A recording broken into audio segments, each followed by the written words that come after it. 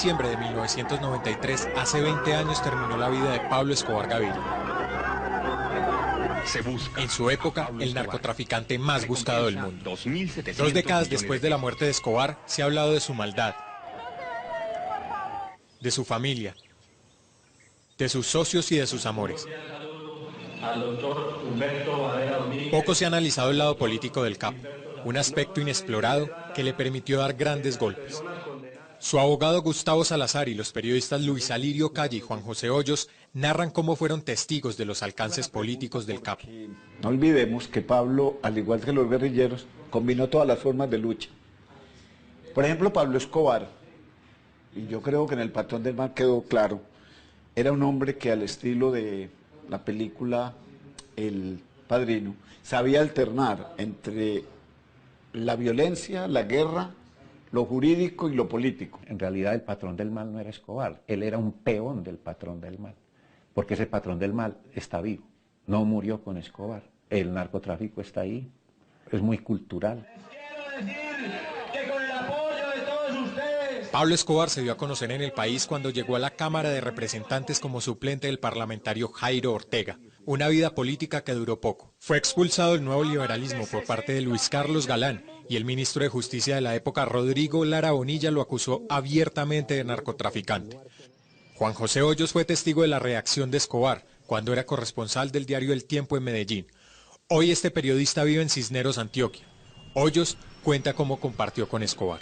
Realmente oí pronunciar por primera vez el nombre de él cubriendo una manifestación de Luis Carlos Galán en el Parque de Río, y él lo expulsó públicamente del movimiento. Al poco tiempo él hizo un almuerzo para desmentir las acusaciones que le había hecho Luis Carlos Galán. En la hacienda Nápoles, Hoyos fue invitado por el capo tras ser enviado por su periódico a realizar un perfil del narcotraficante, que era un fenómeno político en Antioquia. Hicimos una charla muy agradable, una charla que me enseñó mucho sobre este país. Me contó que había sido líder estudiantil, me contó que el primer discurso que había echado en su vida lo echó contra la guerra de Vietnam, y lo echó en el Teatro al Aire Libre de la Universidad de Antioquia. Ese fin de semana, a pesar de las famosas acusaciones de Galán y Lara Bonilla y de las denuncias del Espectador en contra de Escobar, Juan José fue testigo del desfile de congresistas que estuvieron departiendo con el capo en su hacienda. Todos esos parlamentarios, cuando Pablo Escobar se levantó, se pararon y como si estuvieran en el Congreso y fuera 20 de julio y el presidente de la República hubiera acabado de entrar al Salón Elíptico. En ese fin de semana yo creo que llegaron allá entre 20 y 25 parlamentarios, si no fueron 30. Y la mayoría de los invitados eran miembros del Honorable Congreso de la República. Es en esta comitiva parlamentaria donde Juan José toma la foto que a la postre serviría como una de las pruebas para demostrar la cercana relación de Alberto Santofimio con Escobar. Usted toma la famosa foto de Santofimio con Pablo Escobar. Cuéntenos esa historia. ¿Cómo se da esa foto? Yo me acuerdo que yo estaba tomándole varias fotos a Pablo Escobar, que él me había pedido que le tomara con varios amigos, y en ese momento se acercó Santofimio y él me lo presentó. Él le dijo: doctor, le presento a este amigo, él es periodista del Tiempo. Entonces yo lo saludé y entonces él me preguntó muy curioso que yo qué estaba haciendo allá. Y yo le contesté que lo mismo que estaba haciendo él, paseando. Y entonces él me hizo la señal de que les tomara una foto. Y yo les empecé a tomar las fotos. Después de sentirse traicionado por la clase política, de inundar el país con carros bomba, salir en contra de la extradición y de sostener una guerra a muerte con el cartel de Cali, Escobar preparó su entrega. Esta noche hay insistentes versiones sobre la inminente entrega de Pablo Escobar. Pero para hacerlo planeó detalladamente la redacción y aprobación de leyes que lo favorecerían en rebajas de pena y así evitar su envío a una cárcel de Estados Unidos. Gustavo Salazar, conocido como el abogado de la mafia, ayudó a redactar, por orden de Escobar, el decreto 303 de 1991, con el que garantizó su entrega. ¿Cómo fue la construcción de la ley de sometimiento para que Pablo Escobar se sometiera a la justicia?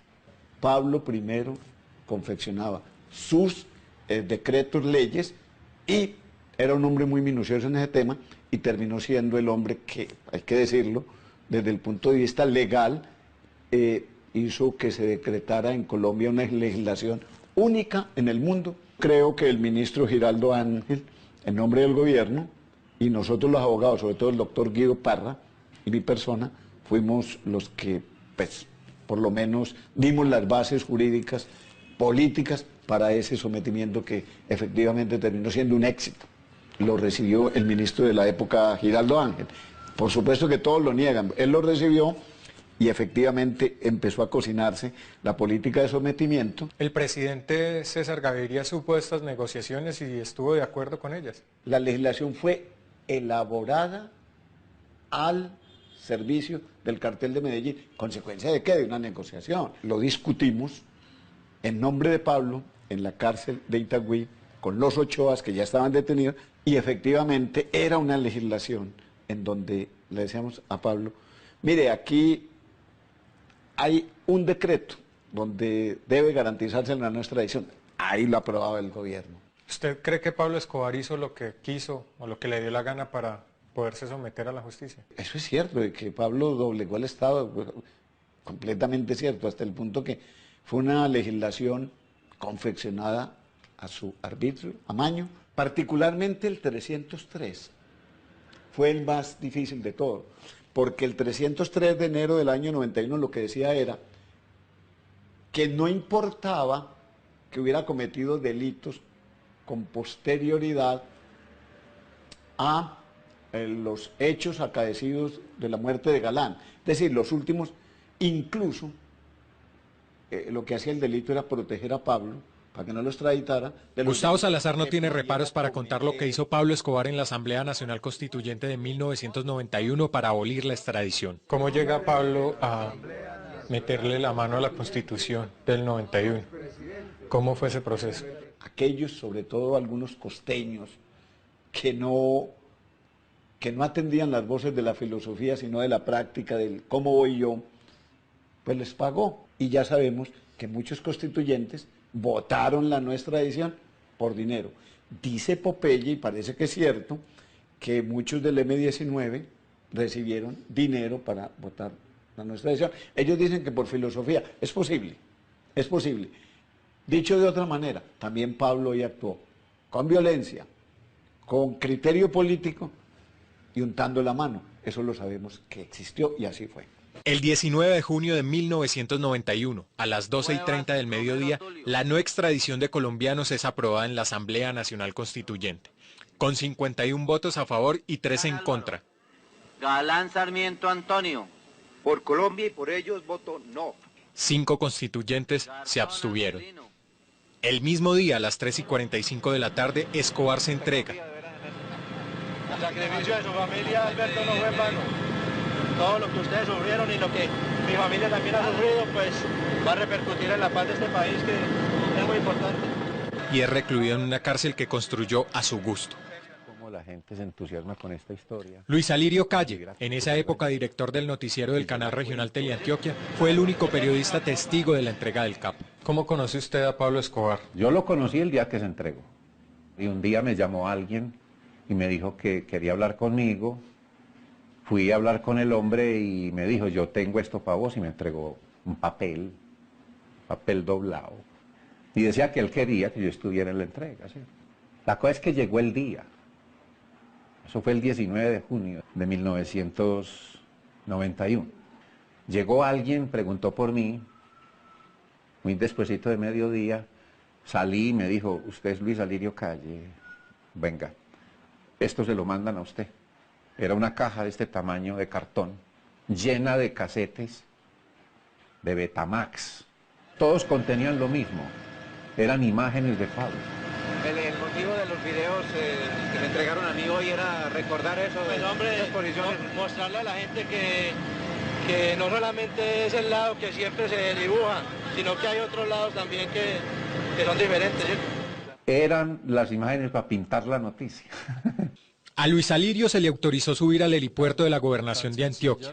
Entonces entendió que se trataba de la entrega de Pablo Escobar, el hombre más buscado del mundo. Eran 2 helicópteros En el que yo iba, que fue el segundo que arrancó de la azotea hacia allá, eso sí, pues claro, lo recuerdo, iban el representante a la Cámara, Alberto Villamizar, parlamentario de Alberto Villamizar, cuya esposa había sido secuestrada por Pablo, y él se había puesto en la tarea finalmente de ayudar a colaborar para que se diera la posibilidad de la entrega de Pablo. No, el presidente ha sido muy serio en su política. Les voy a decir al presidente que yo no lo voy a defraudar en nada. El padre García Herreros, el director general de Instrucción Criminal, y dos hombres de Pablo, uno de ellos el Arete. Yo no sabía en ese momento qué era el Arete. El Arete fue el que le dio una orden en determinado momento al piloto para que en un lugar específico del poblado el helicóptero se asentara, y ahí fue donde se subió Pablo con dos de sus hombres, que eran Otto y Mugre. Ahí fue donde conocí yo a Pablo. Que el tipo pues lo que me dijo fue: hombre, Luis Alirio, que no te conozco. A su llegada a la cárcel, Luis Alirio narra lo que dijo Escobar al entregar su arma. Dijo unas palabras como que viva Colombia, esto es un aporte a la paz. Yo he dicho que parecía como el dueño de un negocio, de un gran café que atiende muy bien a su clientela. A mí por lo menos 2 o 3 veces llegó: ¿qué vas a tomar, Luis Alirio? ¿Qué querés? ¿Una gaseosita, un tintico? ¿Qué te provoca? La conclusión que uno dice es: este man tiene esto muy claro, está haciendo esto porque lo calculó muy bien. Aquí no hay nada improvisado con este man. Él sabe en lo que está. Entramos a una pieza, yo suponía pues que esa era la habitación de él, la celda de él, que no era celda, era una habitación, con una cama grande, doble, y ahí nos sentamos. Él cerró la puerta y nos encerramos él y yo allá. La cama estaba medio arrugada, el tendido, porque previamente alguien estaba ahí sentado. Y dejó la huella y eso queda como medio arrugadita. Y este hombre se ponía a tender eso templadito, como hacen las señoras, para que yo me sintiera cómodo. Y yo decía: pero este tipo se preocupa porque un periodista se sienta cómodo en una cama. Qué bien puede estar como está ahí, cuando le ha causado incomodidad a medio mundo, incomodidades realmente bravas. Venga, grabémoslo en ese aparatico que trajo. Pero antes de eso, ayúdeme, corríjamelo, dígame, léalo y vea a ver qué problemas de ortografía y de redacción tiene. Le dije: listo, ya, está bien, hombre. Me dijo: bueno, vamos a hacer esto. Yo le leo el primer párrafo, usted para esa grabadora y me deja oír a ver cómo quedó. El tipo quería estar absolutamente seguro de lo que estaba diciendo y cómo iba a quedar. Así grabamos eso. En estos momentos históricos de entrega de armas de los guerrilleros y de pacificación de la patria, no podía permanecer indiferente frente a los anhelos de paz de la enorme mayoría del pueblo de Colombia. Pablo Escobar Gaviria, Envigado, Colombia, junio 19 de 1991. Escobar hizo de la catedral su palacio para delinquir. Lo ilícito le ganó a la legalidad. Esa cárcel no había sido hecha para ser vigilado, sino para vigilar. El gobierno se dejó joder aquí, lo doblegó. Escobar huyó al enterarse que iba a ser trasladado de la cárcel, no sin antes asesinar a los hermanos Moncada y Galeano. Ya sabemos que no fue el Estado el que le falló a Pablo. El problema de la fuga de Pablo tiene que ver con sus aliados, que una vez ya Pablo había ganado la guerra, siguieron trabajando con la droga y no le pagaban a Pablo lo que le correspondía por haber ganado esa guerra. 1 año y 4 meses después de su fuga, Pablo Escobar murió tras un operativo del bloque de búsqueda de la policía. Su punto débil, su familia. Todo parece indicar que el señor fiscal general de la época, el doctor Gustavo de Grey, con el presidente de la República, el ministro de Defensa, en coordinación también con algunos de los pepes, hizo una buena triangulación, y es convencer al gobierno de Alemania que no lo reciban, engañar a la familia de Pablo de que la van a sacar, que les van a dar refugio o asilo político. Y ubicarlos, me parece que ese fue uno de los errores de Pablo, permitir que su familia estuviera en residencias Tequendama. Hace 20 años, en el techo de una casa en Medellín, quedaron las ansias de Escobar de controlar el país a través del terror para su propio beneficio en el negocio de la cocaína. Con su muerte, sal del diario El Tiempo en Medellín. Hoy este periodista vive en Cisneros, Antioquia. Hoyos cuenta cómo compartió con Escobar. Realmente oí pronunciar por primera vez el nombre de él cubriendo una manifestación de Luis Carlos Galán en el Parque de Río, y él lo expulsó públicamente del movimiento. Al poco tiempo él hizo un almuerzo para desmentir las acusaciones que le había hecho Luis Carlos Galán. En la hacienda Nápoles, Hoyos fue invitado por el capo tras ser enviado por su periódico a realizar un...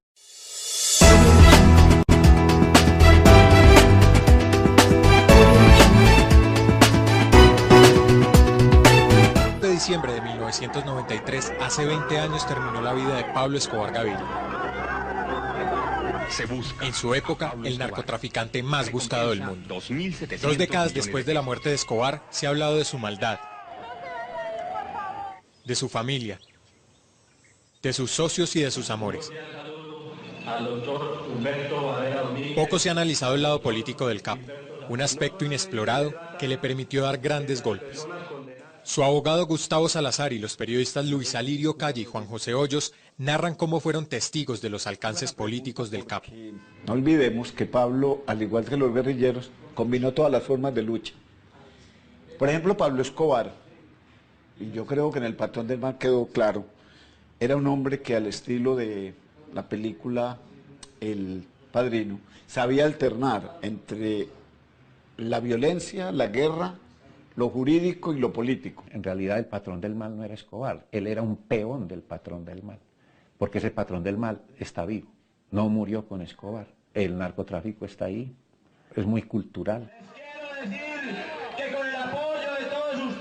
Pablo Escobar se dio a conocer en el país cuando llegó a la Cámara de Representantes como suplente del parlamentario Jairo Ortega, una vida política que duró poco. Fue expulsado del nuevo liberalismo por parte de Luis Carlos Galán, y el ministro de Justicia de la época, Rodrigo Lara Bonilla, lo acusó abiertamente de narcotraficante.